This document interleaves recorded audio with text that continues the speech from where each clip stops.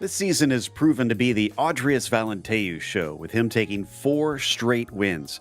But winning on a superspeedway requires a bit more than raw speed. Can he finally claim his first victory on the oval at the Brickyard? We'll find out soon as we get ready to watch round 6 of the Lotus 49 Grand Prix Legend Series. And you'll see it all live here on the Global Sim Racing channel. I am Joe Peak, and with me in the booth is Roush Racing driver Joey Atterbury. Behind the scenes is our director, Christian Duploy, and he's using cameras provided by Dougie Beard. All this place needs little introduction. Let's head to our track guide in case you need a refresher. Indianapolis, the Brickyard, the world capital of racing. No matter how you put it, quite simply, there is no place like Indy. Originally constructed in 1909, the 2.5-mile oval hosted a variety of racing events, including a hot air balloon race. But it wasn't until 1911 that the stars aligned and the first 500-mile classic was held, and the rest, as they say, is history.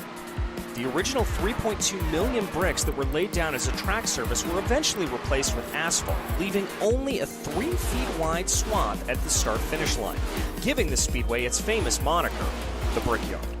Today, Indianapolis stands as a testament of speed and endurance, with the 5/8 of a mile straightaways blending seamlessly into the 9.2-degree banked corners and allowing for cars to reach staggering speeds of upwards of 240 miles an hour.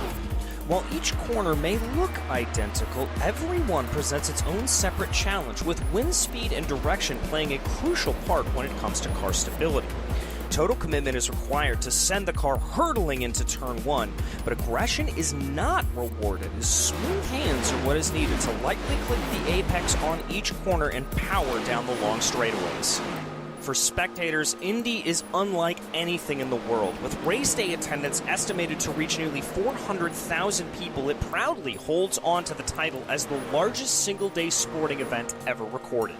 To the pomp and circumstance on race day, to the silent majesty exuded in silence, there is no place like this in the world. It is spectacular. It is awe-inspiring. It is Indy.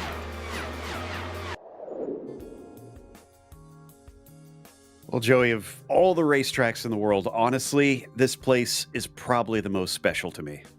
It's a super cool racetrack that has just so much history, and especially on this layout right here, the Indianapolis Oval, 2.5 miles in length, and you see clearly identified turn 1, 2, 3, 4. It all looks the same on the track map, but trust me, folks, it races very, very differently. And a couple keys around here: we don't have the super steep banking like you traditionally see at Daytona and Talladega, the other super speedways here in North America. So yeah, these drivers are really having to wheel it going into the corners and coming out. You are going to have to be on the brakes getting into turns number 1 and 3 off of those long straightaways. But Indianapolis always provides great racing, especially in these open wheel cars. That motor in the back of these Lotus 49s is going to produce some incredible top speeds in the draft. It will. Drafting probably going to be the big talking point all throughout. And, well, it's made for an interesting situation in the championship because, yes, Andreas Valenteu has taken his 4 straight wins, but look at the gap. It's only 28 points between himself and Mick Claridge, and that is in spite of Mick missing the podium for the first time this season, last time out in the Sachsenring. So his consistency has kept him close. If Mick is here today, and let me double check real quick to see, yes, he is here, then he could overtake that lead in the points if he beats Andreas by enough positions out there. It's going to be a big question mark. Nieva and Verbruggen keeping with it. Togo Hisada having a bit of a bad year, but this is his chance to turn it around, because this is a place where Togo is known for being very good most of the ovals, and this is where he had his first win. So watch out for him in all of this. But that's just the F1 standings. Let's take a look at the F2 drivers as well. Right now, it is Jim Matson leading the way right now, 29 points above Mitch Heller. Tobias Harnvey sitting right there, about a handful of points behind Mitch. Jonathan Jordan, Roberto Pengrazi all locked into the top 5 here, and you even see Alan Graham tied with Pengrazi right there for what is the 5th place position. But something else to notice while we look at these rest of the names here: Willershausen, Brower, Tuba, Summers. We only have one split here today, so all of these F2 drivers that you see on the screen here got lots of points on the table for them. Yeah, that's a good point. It's a lot of cars together, but it could have a pretty big points haul today, especially with an abnormal track. Now, in the Nations Cup, which they also hold in this series, Lithuania naturally is going to be leading, but it's not the UK that is in second. It's Spain. Nieva doing a great job on that one to help bring that country up there. Italy in a close fight with both Singapore and the United States for that fourth spot just off the podium. They're a bit of a jump back. But don't be surprised if we see any of those three start to slip into the top three further on into the season as well. I'd say Japan has a good shot at maybe starting to make some positions up. So it's all in flux here today. But one thing that is not as in flux is what this race is going to be like, Joey. Yeah, we are here at the Indianapolis Motor Speedway for round 6 of 12, getting over hump day here today in the middle of the season. 38 laps is what the competitors are going to have to do around this 2.5-mile oval. An open setup as always, and with these vintage series, if you aren't a part of them already in the community, go join their Discord. Go join everything, because guess what? They share all that fast stuff. So if you're unfamiliar with the car, but you think this is cool, come out here and race with everybody. No spare cars, so that means if you pick up any damage, you're going to have to live with it. In Indianapolis, doing 200 miles an hour, there's usually not a small incident. A drive-through penalty at 17 incident points, disqualification at 25 incident points.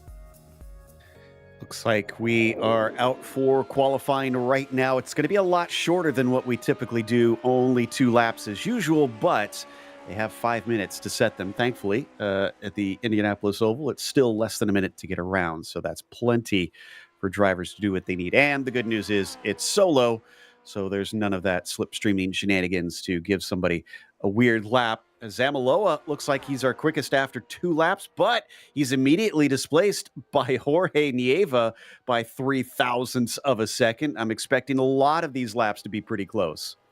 I would expect so too. Just it is put your foot flat to the floor. You do have to modulate, like I said, into turn 1, where we see Mick Claridge right here after he sets his purple fastest lap of 52.288. And just as I say that, the man on screen, Seb Tixier, then snags away provisional pole. He's P1 right now. It looks like Adrius Valenteus will not get his first win here because Adrius is not here. Interesting. Hisada has a good chance to maybe run away with this one, with him now on the top spot. Xavier Sanchez across the line, good enough for 8th on his second lap in that number 6 machine.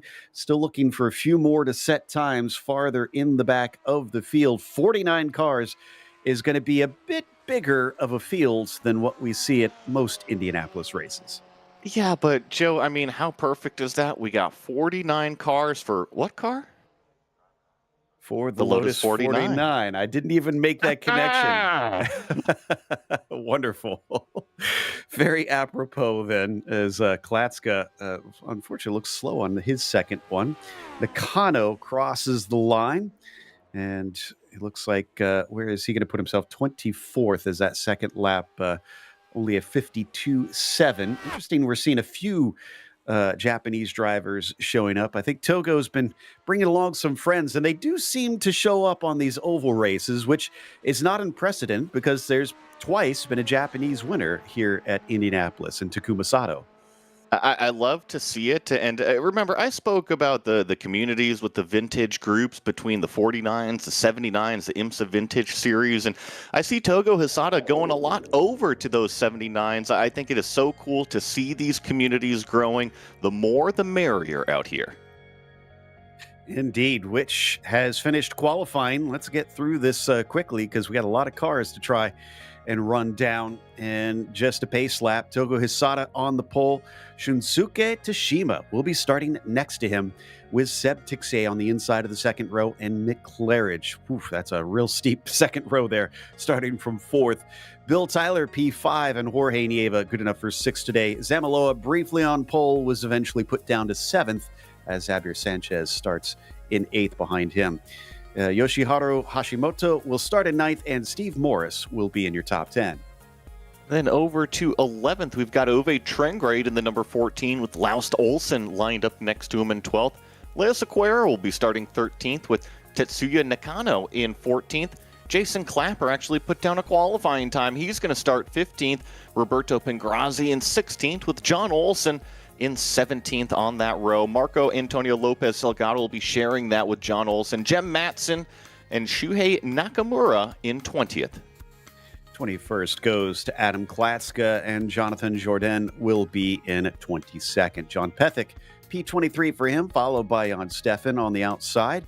And then quarter-century mark for Kevin Verbruggen. Unfortunately, way farther down than we're used to seeing for him this season, as Alan Graham will be 26th. Tobias Harnvey in 27th. Matthew Maudsley, P28, and Cam Porter. Good qualifying for him in 29th. And 30th goes to Mitch Heller. We got Douglas Nelson in the number 42 rolling off from 31st position. Aku Liski starting back here in 32nd. Thomas Tuba in 33rd with Andres Bruno here in 34th. Don Peak, always good to see him out here starting in 35th.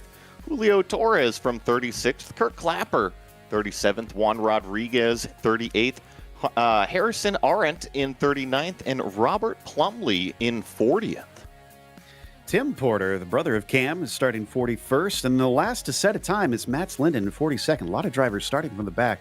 Jamie Ascaro in 43rd, Michael Senni 44th, and Bruno Santamaria in 45th. And it's been Summers, Thomas Villershausen, Jose Martinez, and Fernando de la Fuente rounding out your 49 cars. Now, I am told as we now start on the pace lap here that Seb Tixier has done up a special paint once again. He's got both of us on there, but I think he's also tried to mimic another plane, and he expects you to try and identify it, Joey. Yeah, he had dropped a little hint in that one, and I've got to go look at it on my screen myself because, quite honestly, Joe, it's only about 5:40 a.m. in the morning over here for me, so my eyeballs are still waking up. Seb, I got to take a look at your scheme. Yeah, I'm looking at, I'm bad at identifying these, so I can tell you that it's chrome with like a checkerboard nose, so I don't know much more than that. And then he's got us a little heart on it, and I guess in honor of Valentine's Day coming up. Oh my goodness, I see us on the nose right there, Joe. Seb Tixia, you're making me blush over here. And if I was to guess something, honestly, I'm not sure about this Warbird theme, but lots of P51s have been made into Reno racers, if you will, and that's where I'm going to go with the checkerboard and the chrome on that thing. Okay, all right. I'll buy it. We'll see if we're accurate or not. I don't know if we'll get to chat with him after, as this one's a bit more of a toss-up than usual. I'm sure he's looking to try and survive because it's definitely been a bit of a lackluster season for Seb. Things have gone wrong for him in a number of ways so far. Crossing fingers for him, but Togo Asada will lead us to the start-finish line. The yard of bricks awaits as the pace car is in. He has control of the fields, and he's given it a long wait. Green flag is now out as he gets on the loud pedal. We head down into turn one at the Brickyard. He gets a clear shot into the first corner. And it's going to be busy here into turn number one and going into turn number two. I see three wide a little bit further back, but it is Togo Asada with the clean air heading off into turn number two and on to the back straightaway for the first time. These cars might look pretty streamlined, but I can tell you they give off a big draft. So expect to see a lot of big runs, although many drivers seem to not be interested in doing much with it, except for Tashima, who has overtaken Togo Hisada. So we've swapped one Japanese driver for another up at the front as we take a look at Laust Olsen, just to show you how busy it is in the middle of the pack. It is going to be very busy unless we get a big one. Knock on wood over here. Looks like we are going to complete lap number one. I see one car diving down into the pits. Not sure what that one is for, but I think we've got all 49 cars completing the first lap. That looks to be John Pethick. He had a black flag over him. I wonder if he had some sort of jump start or changed lanes before they got to the start-finish line. There are some rules here on the oval that you have to be aware of. And remember, this is normally a road series. While they do traditionally do one oval race per season, there's going to be a lot of drivers who don't know the ins and outs as well. Watching that draft, and there you see Bill Tyler. Remember how I said you're off the gas and onto the brakes going into turns number one and turn number three. Bill Tyler was able to managed that pass very nicely, got his way around that red number 15 of Mick Claridge. Just was nice and easy, slipped it down to the inside on that deceleration phase, and now Mick is actually on the front straightaway looking, and look at this, Togo Hisada wants to lead back as well. Wonder if he and Tashima are just kind of trading back and forth a little bit, working together, knowing they can get a little extra speed that way. Tixier falls in behind them. Will he disrupt it?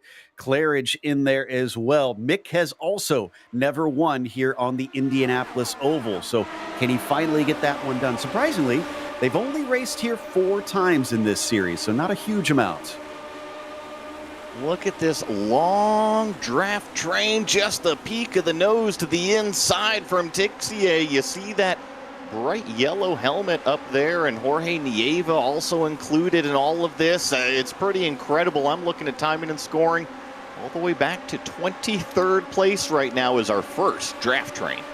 Hashimoto with a brush against the wall. Looks like he gets away with it and carries on, but a scary moment, no doubt. One thing to keep in mind, while normally ovals would see full course yellows with any sort of major incident, they will not have them here. It is a straight run to start to finish, and if you lose touch with the group ahead, you're not likely to catch them back up unless you have a big pace advantage.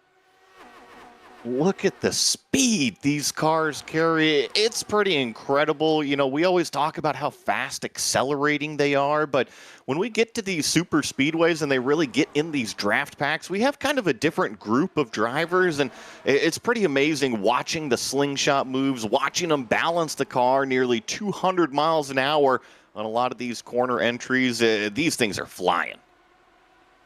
They really are powerful, and this time it looks like we're not going to see any switching around unless, nope, Tixier breaks as he gets to the back, but he's definitely testing the types of runs he can get as we check in with Ove Tranqueray here at the end of the top 10, side by side with Steve Morris down to the bottom side of him. Usually the outside line at Indy does not really do as well, but can he get the shot off the corner? No, they're going to be still wheel to wheel. It's pretty good, and I'm looking here, 195. There's 200 miles an hour, and we're only about 3/4 of the way down the back straightaway there. And you see finally kind of getting single file going into turn number 3. So what I've seen from the first, call it, handful of laps here is, yeah, these cars don't necessarily have the big front and rear wings to produce this dirty air behind them, but it is still as low as you dare to go here at Indianapolis. You can get all the way down below that white line, but as soon as you touch that curb, you're going to be in for a ride. Absolutely, and you can see some of these cars coming off the corners. If you watch, they get very sideways, trying to keep out of the wall sometimes, but you don't want to get too sideways in this one. Julio Torres, let's see what happens to the 37. So back of the field here, drifting up. Oh, and just gets a little loose, takes out the 46 along with him. Both of them out immediately.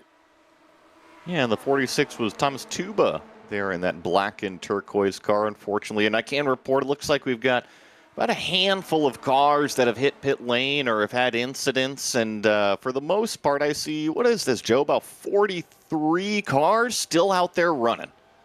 Yeah, glad to see that we haven't lost too many. But look, we finally got a real break in the pack here. And I'm trying to figure out where this finally ends. It looks like Yoshiharu Hashimoto in 15th. So 1st to 15th is our main train for the lead currently.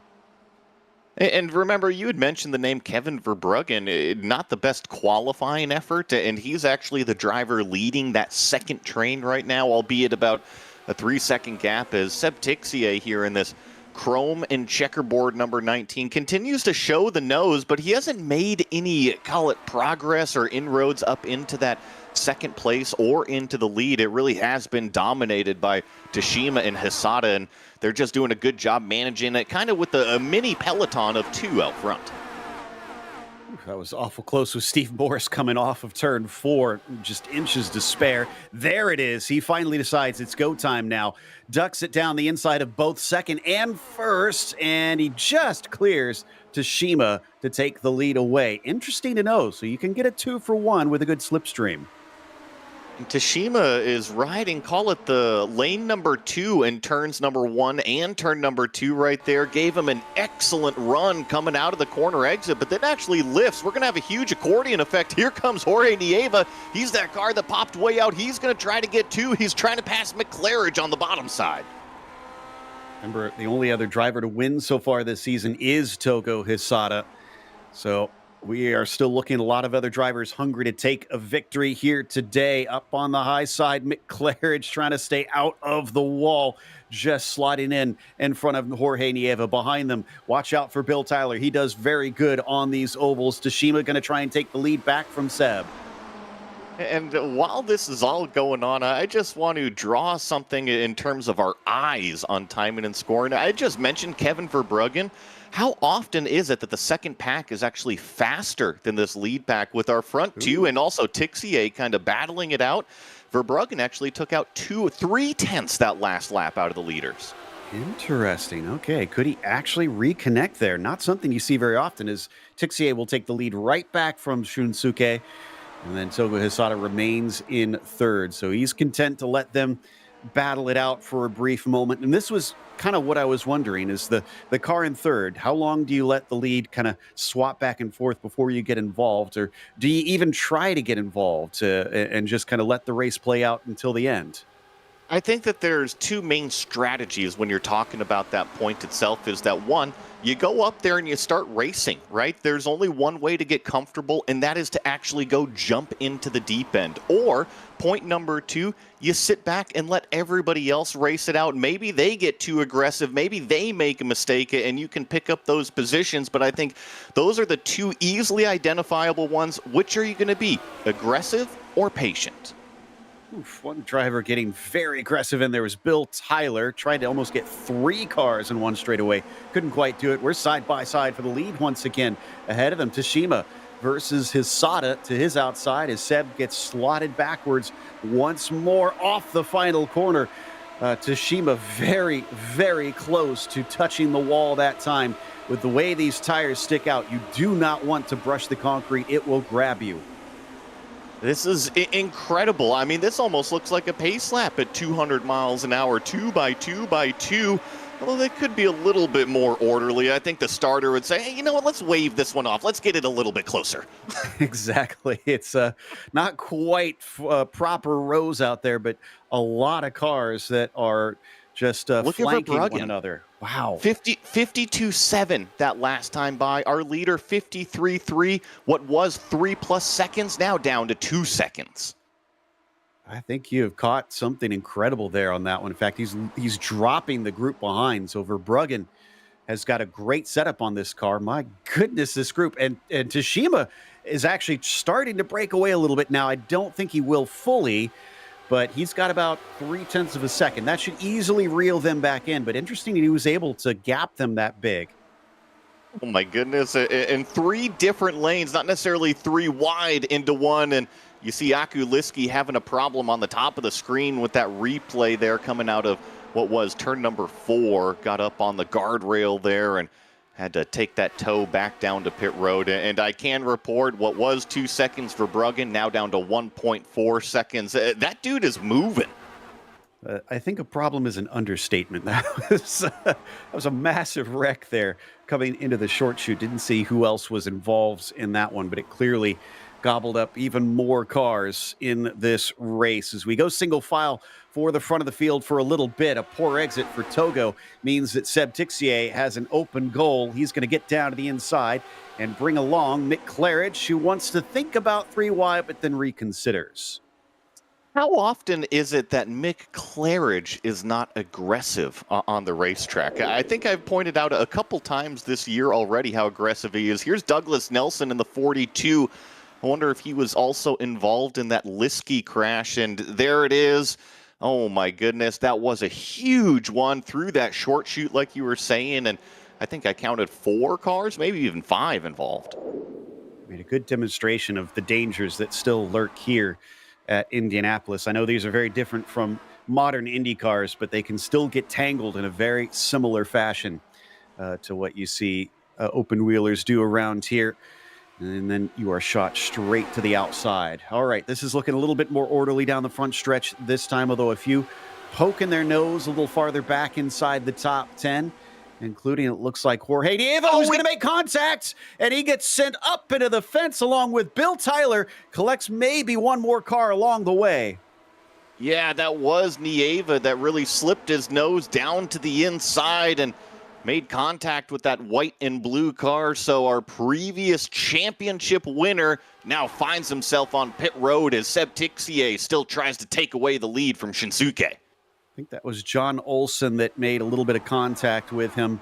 And then maybe we had, a second car also, unfortunately, Jim Matson also running into him. So that was 4 more cars done in the blink of an eye. You've got to be so careful at this track when you're making moves. So there's, I guess, the counter to what you were saying about do you try and get in and race? Well, the results could be less than stellar. And it's tough, if I look at that move and take all the names away from the previous history of knowing these drivers and how they race, it was too shallow going into turn 1 from Nieva. You got to put that square on his shoulders. He might have had the car there, but as you know, here at Indianapolis, you simply cannot enter that shallow. No, especially not in these cars. They are not foot to the floor around these corners. Toga Hisada, by the way, he's getting gobbled up. There you can see in the number 2, he's down to 6th position right now. We're going to ride on board with him. And probably the most traffic he's seen. We got another one. Seb Tixier is out. The bad luck continues. Yeah, and I'm not really sure what happened on that one. Might have been even a little bit of ghost contact from what I saw, because I didn't see too many cars directly in front of him. He had the number 23 that I think he actually tripped over right there. So very, very unfortunate for Seb Tixier and really for us on that car. It always astonishes me. Somehow a driver can just have the absolute worst season. And it's not really anything I think they're doing differently. Just luck seems to find them in the worst way.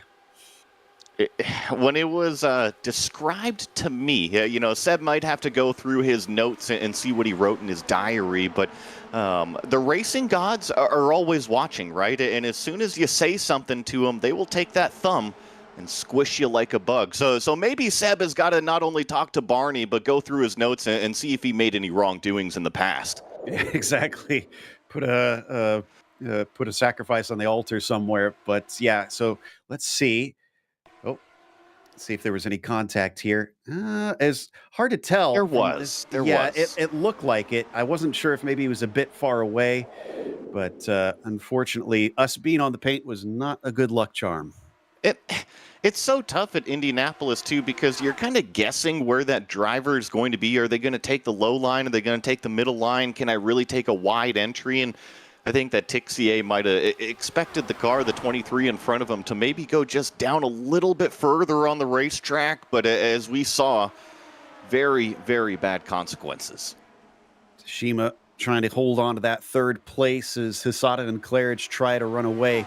Claridge in a good position right now, but as we've seen, that doesn't always last. He's trying to break the slipstream. This is something that looks a lot more like modern Indy.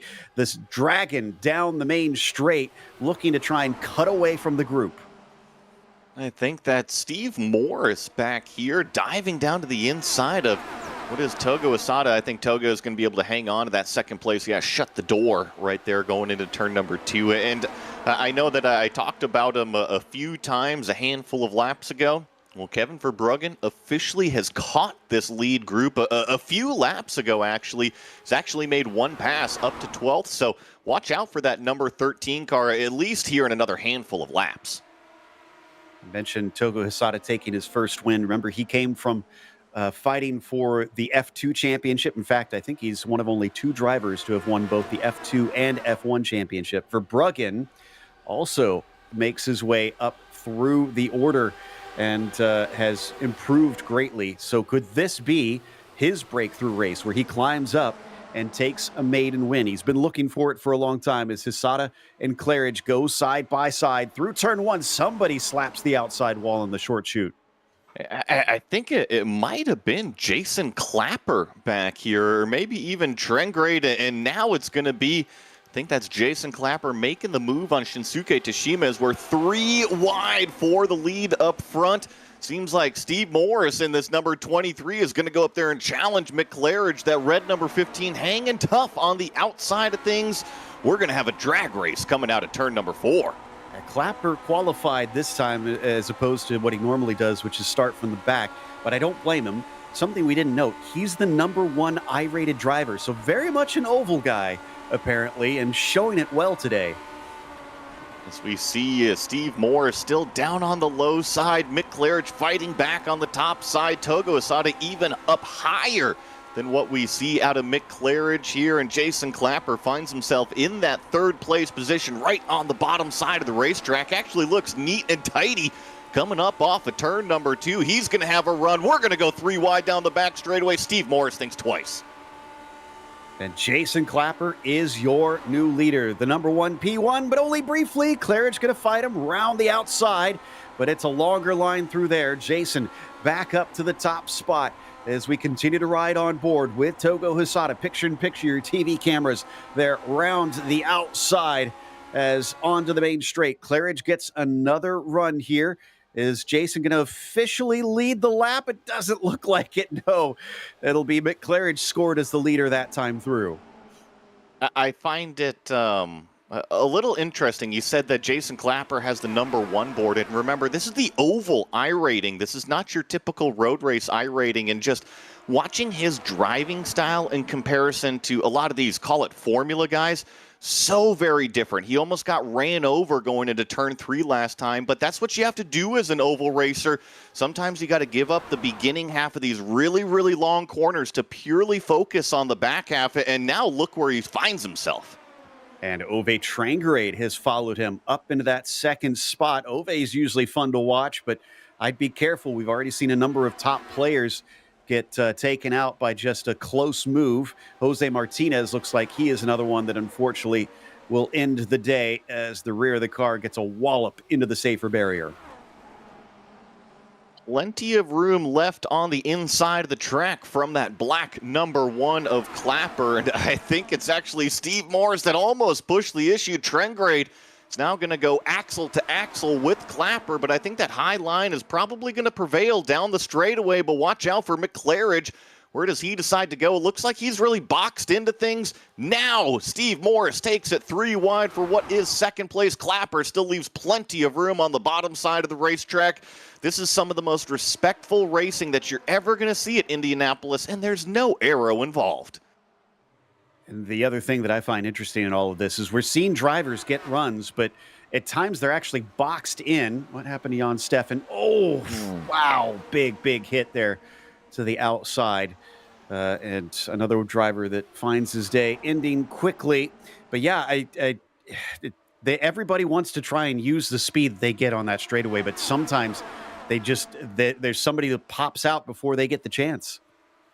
So we've been, or at least I've been really calling this race in commentary mode. I'll switch on kind of more the driver strategy had as we get the picture-in-picture with Klatska battling it out for 16th on the top of the screen. But Indianapolis, it's always the run out of turn number 4 to the line. And quite honestly, Joe, I haven't been able to see anybody make that sprint and make the pass by the time we get to the start-finish line. Maybe Mick Claridge on Jason Clapper, that single particular lap. But I think if you want to win this race, you probably want to be in the lead going into turn number 4, which is a little bit different than what we see out of modern cars. Yeah, that's a good point. It seems like, though it'll get you a pass here, it might not get you the win. Although, watching on board from Jason Clapper, that is looking like it's becoming bigger and bigger. We're up to half a second now. They got to stop messing around behind him. 100%, and I think it's going to come from Steve Morris right here. You see Trengrade go defensive down the middle of the racetrack, and I think that Steve was trying to work with them, but just sometimes when you're too close like that, other competitors aren't sure. Are they trying to pass me? Are they trying to push me down the racetrack? And right there, you saw just a little bit of tripping over themselves, and if they keep going too wide, that half second will become 3/4 of a second. Jason Clapper right now can just purely focus out the front, not even worry about what's happening behind him. Ove's trying to hold on to him, and Ove's not the type to try and play games either. He just wants to straight race everybody.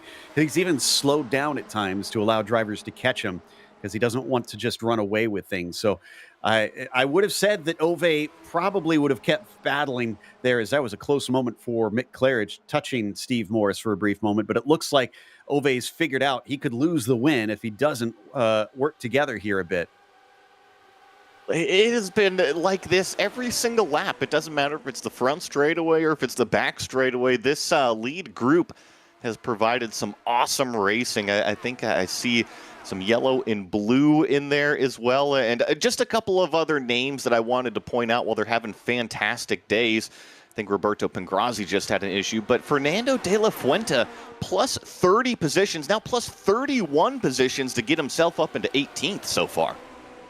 Yeah, from very, very far back in the field there is train grade caught and passed Clapper. This is Oye Zamalo a little bit farther back in that top 10, just ahead of Laust Olsen, coming around turn 2 onto the back straight. Looking a lot more single file for a brief moment. I'm sure that'll change as we are down to 13 laps to go. We have easily passed the halfway mark in this race quite some time ago. And drivers are trying to position themselves. They want to be up in that front group. You got to be in the top 5 to have a shot. Well, I think crucially this lead pack did what they needed to, right? Jason Clapper was maybe starting to escape down the road just a touch, and Trengrade said, hey boys, come on, we got to get our act in gear. We cannot let this guy run away. And here we go, 3 wide act. The start-finish line across the yard of bricks. Mick Claridge sends it into turn 1. That's really going to compromise him. We're 3 wide again at the exit of turn 1. Mick saw it all, but then it was taken away from him. What were you saying about Mick being aggressive, willing to go 3 wide through the corners in Indy is difficult, to say the least. Here comes Jason Clapper. He's going to go right back by Ove Trangrade. Somebody ducking way down to the inside. Is that, that's Xavier Sanchez, I think. Or is it? No, that's Togo Hisada getting in there. Yeah, Togo just trying to get the track position back. He was hanging out back there and call it 4th, 5th, 6th position. And now that they've all kind of caught back up in this lead draft train, he wants to go up there and get that clean air. Remember, the clean air doesn't necessarily mean tons more grip, but visually it can make a huge difference going into the corner. Once again, 3 wide, Trengrade lifts off the gas, causes a little bit of stack up behind, but everybody was able to catch that and adapt. You guess who was in that 3 wide? Mick Claridge again, and he got 2nd place with it, so that wound up being a pretty good move for him. He's back behind Jason Clapper once again. What a fairy tale it would be, though, if Jason Clapper can get his first win. We always ask what would happen if he qualified, and while this is a bit of an errant track compared to others, it'd be amazing to see him finally finish on the top step. It really would be. I mean, even anywhere on the podium. But I guess the main question is still to be determined with Jason Clapper.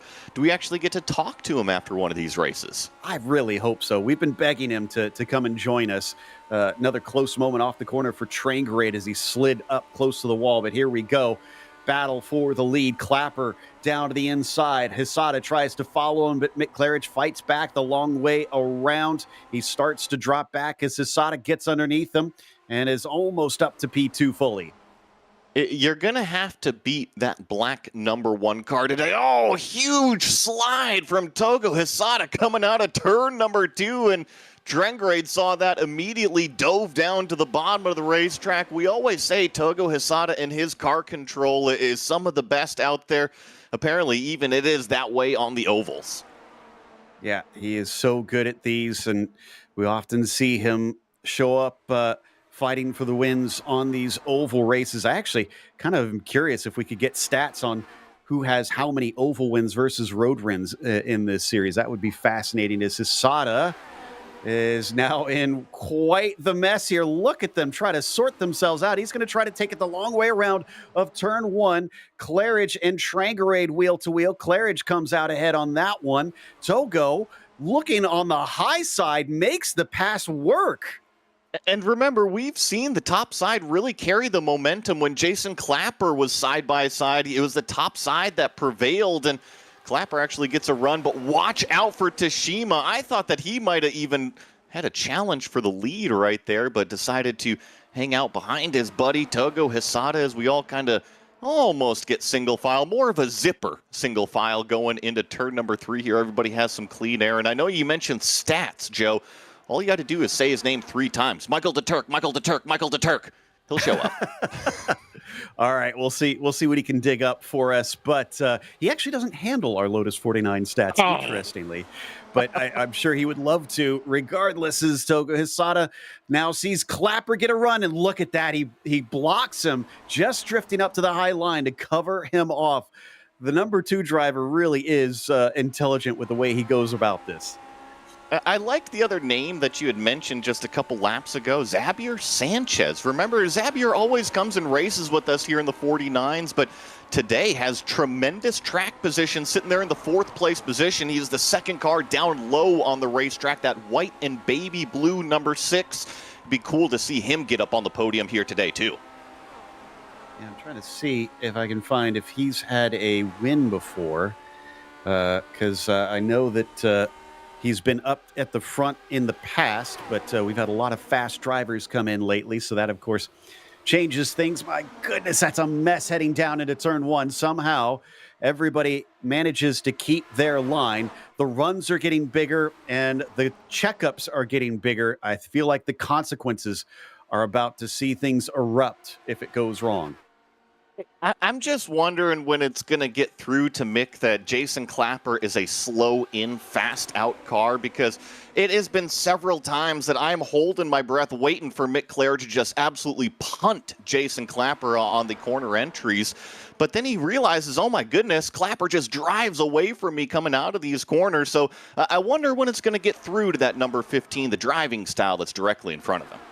Sanchez, by the way, I was able to find, has 6 wins, actually, so more than I anticipated under his name. 3 wide again for the lead, maybe here down to the inside for Xavier Sanchez. He manages to hold on, but Clapper sweeps across his bow. He is our leader once more with 6 laps to go. Anybody in this top group could take it, and this goes all the way down to 13th.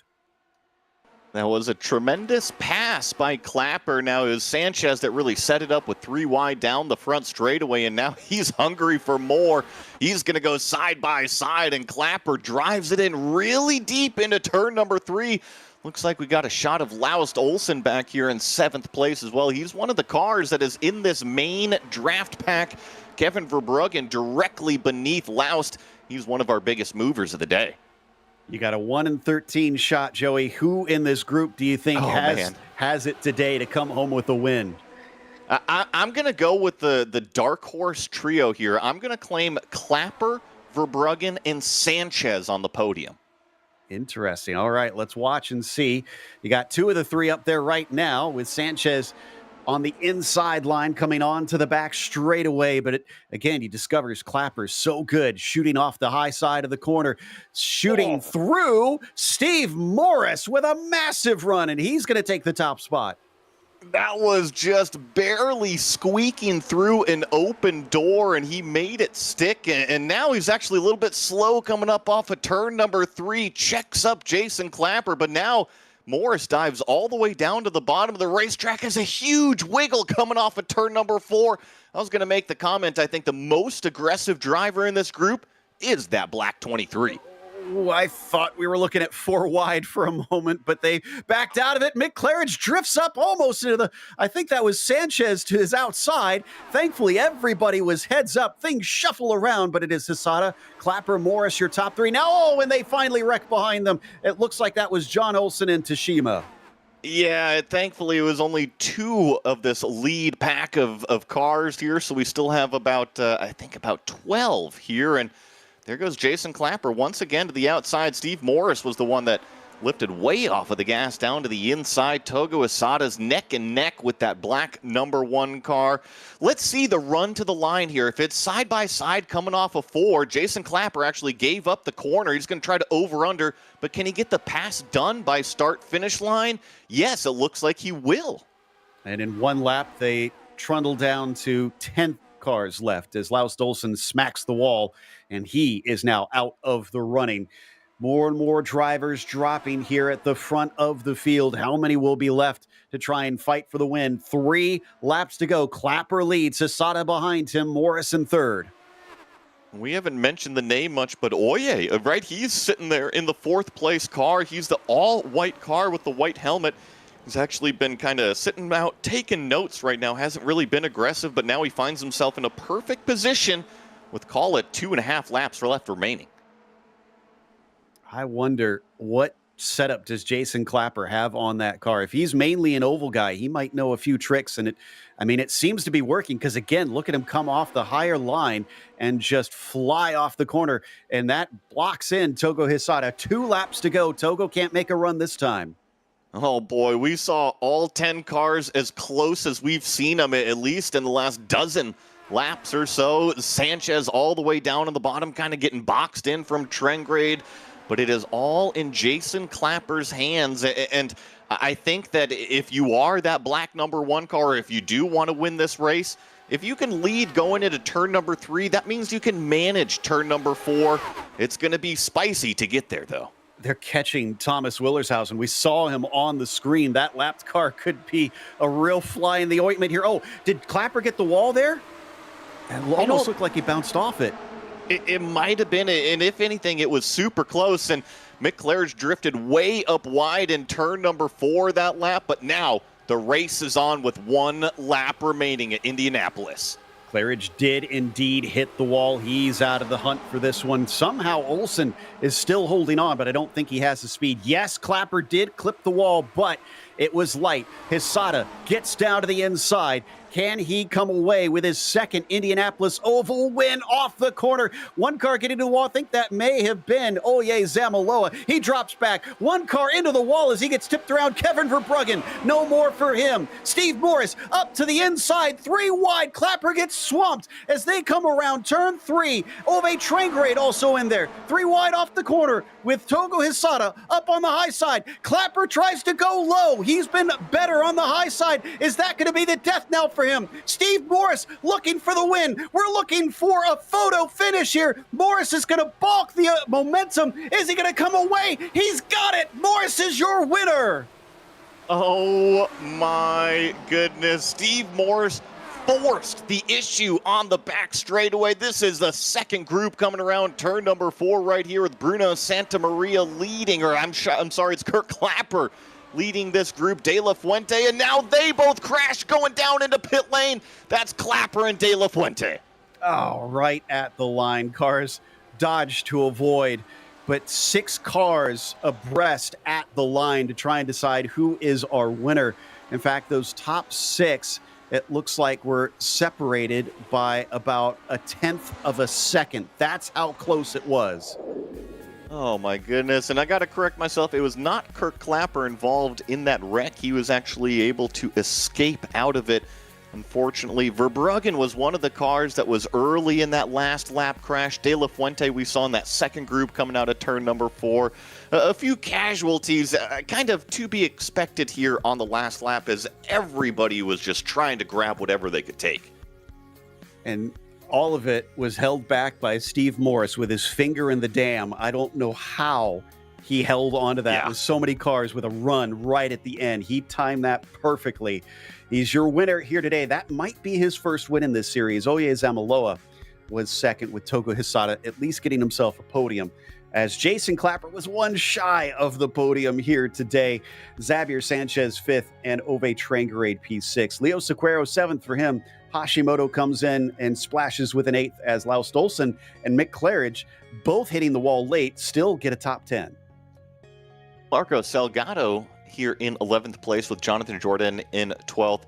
Shuhei Nakamura back here in 13th with Kurt Clapper, one of our biggest movers. There's going to be several big movers here today, but Kurt plus 23 to finish 14th. Robert Plumley plus 25 to finish back here in what is 15th. Cam Border with a great run as well, plus 13 up to 16th. Alan Graham back here plus 9. Jamie Iscaro up 25 positions, and I think this is our biggest mover in 19th is going to be Ben Summers. I see him gaining 27 positions today. Tobias Harnvey rounding out the top 20. 21st going to go to Bruno Santamaria. Don Peak, didn't get to talk about him a lot. Great race. Yeah, 35th to 22nd. So he managed to avoid the chaos and comes home with a good finish. Andre Bruno 23rd and John Pethick 24th. From there, Michael Saney was P25. Thomas Wildershausen in at 26th and the last one on the lead lap. He did not get lapped in the end. Kevin Verbruggen did not get to finish after he got caught up in that last lap incident. He was 27th. De La Fuente in at 28th. Sunsuke Tashima was 29th, and then Matthew Maudsley finishes 30th. And we do have a bunch more drivers back here that did kind of cross the line, but they're all a handful of laps down. You see John Olsen, Mats Linden, Adam Klatska, Tetsuya Nakano, Juan Rodriguez, Julio Torres, Jim Matson, Martinez, Pengrazi, and Arendt rounding out the top 40 here. And then the last few, I believe, are pretty much DNFs for the last of them. Stefan, Timothy Porter, Tixier, big name, along with Tyler, both out. Nieva as well. Tuba, Liskey, Heller, and Nelson. I do love this comment that we've got from Steve Morris. He says, not bad for the number 23 car. So I think he's going to be proud of this. I do hope we get him to come chat. I've kind of left a message in the 49 community that we do want to get him in for an interview because I'd love to hear his thoughts on that finish. But it does look like we've got Cam Porter with us here today. I actually don't even know where in the world Cam finished on this one. He finished 16th. He had a good run, plus 13 positions. There we go. So Cam, a 16th place finish. I'm sure that it was an absolute roller coaster to get there in the end. Yeah, I don't know if you saw, but I had a full 360 degree spin at one point. I got sideways coming out of one of the corners. I think it was turn 3. And unfortunately, Alan Graham had nowhere to go, hit me from behind, and it spun me 360 degrees. And then later on, there was a wreck right around me. Ended up getting some incident points, but thankfully no damage, so I was able to continue. And that was a thriller to the end. Oh my gosh. I feel like oval racing is more stressful than road racing, in my opinion. But really excellent race today. Really a lot of fun. Thanks to the guys around me that put on a good show. Well, all the oval racers and iRacing are saying thank you to you on that one. But I'm sure our producer is furiously looking for that spin. That's kind of impressive then that you finished as high up as you did. This is a bit of an unusual oval too. I mean, do you like coming back to Indy? Because I was surprised this is only the 5th time we visited here. I was a little bit worried that I wasn't going to survive, and considering the things that I did survive, I'm very surprised, actually. I'm very happy to finish where I did. So, yeah, just a really exciting race, and just very happy to just finish today. I think you should be extremely happy. Next time, though, it's going to be a big contrast over at Summit Point, the track we do commonly see over here, but very, very tight confines. I guess at least you're used to being close to other drivers now. Yeah, absolutely. Well, obviously, you guys know I've been around for a while in Lotus 49. I did a lot of laps at Summit Point when I first started iRacing before I bought content. I raced for about 6 months before I actually bought content, so I was doing a lot of Summit Point actually in Mazda and the cars that are included with the content or the base membership, I should say. So I do have some laps under my belt in Summit, and obviously I'm experienced in the Lotus 49. You know, I resolved myself to the fact that I'm a mid-packer, so I just want to have some fun with some of the guys that I normally race around. Well, still sounds like you could maybe give us a bit of a surprise result again out there, so we'll look for you, and congratulations for 16th today. Thanks, guys. Looking forward to watching the broadcast. Cam Porter, who didn't get the screen time, but apparently should have had some of it, and glad he gave us a bit of a report. But I also would like to hear a report from Mick Claridge as Joey has caught up with the 10th place finisher. Well, yeah, Mick Claridge, we got you in the booth, albeit finishing in the top 10. How was it? Have you had time to calm down yet? Yeah. It was pretty calm during that race, really. It was pretty good. I was really, really sad to see Jorge get taken out because we're fighting for second place in the championship. So, after that happened, I was really trying to take it easy, really, because my setup was horrendous. It was really quick when I was out in front. I was doing too bad, but when I was in the pack and I had to brake a bit harder and a bit earlier, it was really pulling to the left, so it was a bit of a nightmare, and I just couldn't fight with it. That was the most annoying thing. Well, now, I was wondering, because you were really kind of in the games for the thick of it. Did you think about adapting at all with Jason Clapper having that number 1 board? He really seemed slow in, fast out, but you were kind of the opposite out there. Yeah, that's because I don't know what I'm doing. Yeah, I know, but you had 38 laps to figure it out, Mick. Well, no, I had all week to figure it out, mate, and I still ain't worked it out. So no, it's just not happening, mate. You know, just yeah, send it in 3 wide and sort of brake so late that you nearly go to Summit Point turn 1 next week. Yeah, well, I appreciate the honesty, Mick.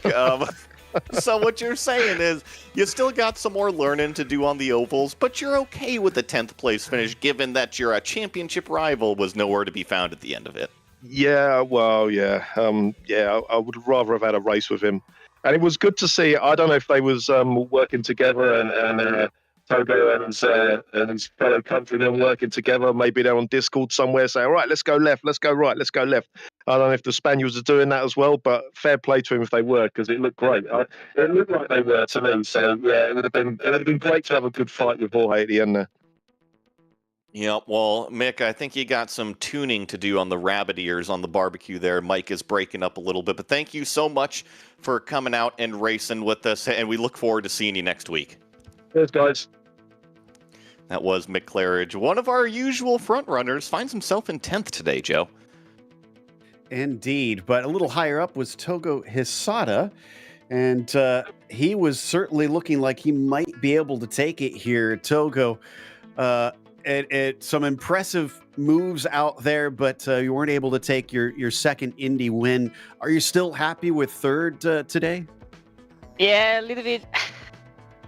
Yeah, just at the final, the very final time, last time, I was, able to throttle down with perfectly. The acceleration is perfect, but no space to throw the car. So just luck. Yeah, but the whole race, I'm very happy with that. Yep.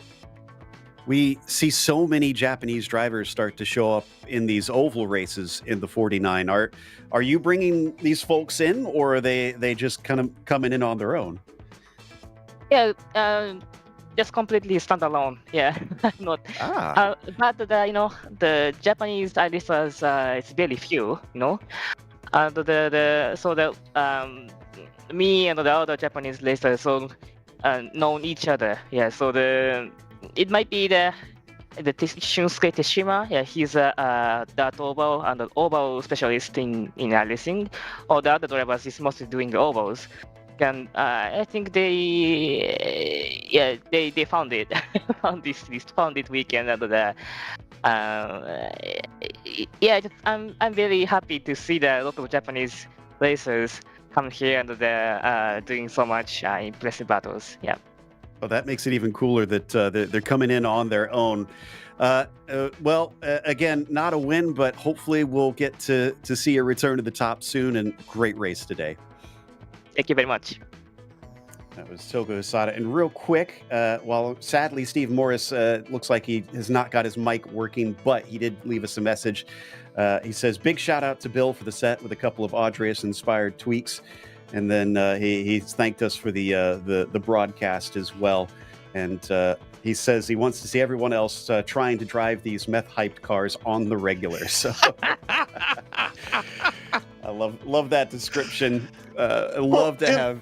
Go ahead. And what I think is super cool about that is, remember, these vintage communities are so welcoming. I mean, he's working off of somebody else's setup, and then he had a third party actually come in and help him with it. So it's not just one guy that's making these setups. This group really is together. And so if you want to come out and race these things, you got fast stuff to go and do so.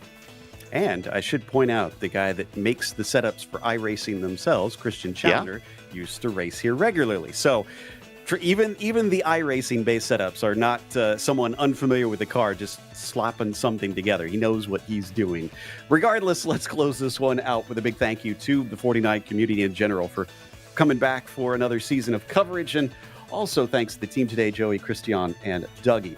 Make sure to check out our social media, our website, and our merchandise store. And don't forget to subscribe to our YouTube channel so you don't miss a moment. Like we keep saying, next race is going to be Summit Point, Saturday, February 1st at 8:30 a.m. Eastern. But later today, the IMSA Vintage Series is going to be coming up with a race at Portimao. That'll be at noon Eastern. And we got another cool one. We've had our first race for the PT Autosport coming up a little bit later today, and that is to be decided. So the drivers and the teams don't even know what track and car combo they've got coming. So tune in for that to find out what they're going to race. However, be sure to check out our other broadcasts that we have listed here. And until next time, race clean, race hard, and we'll see you on the track.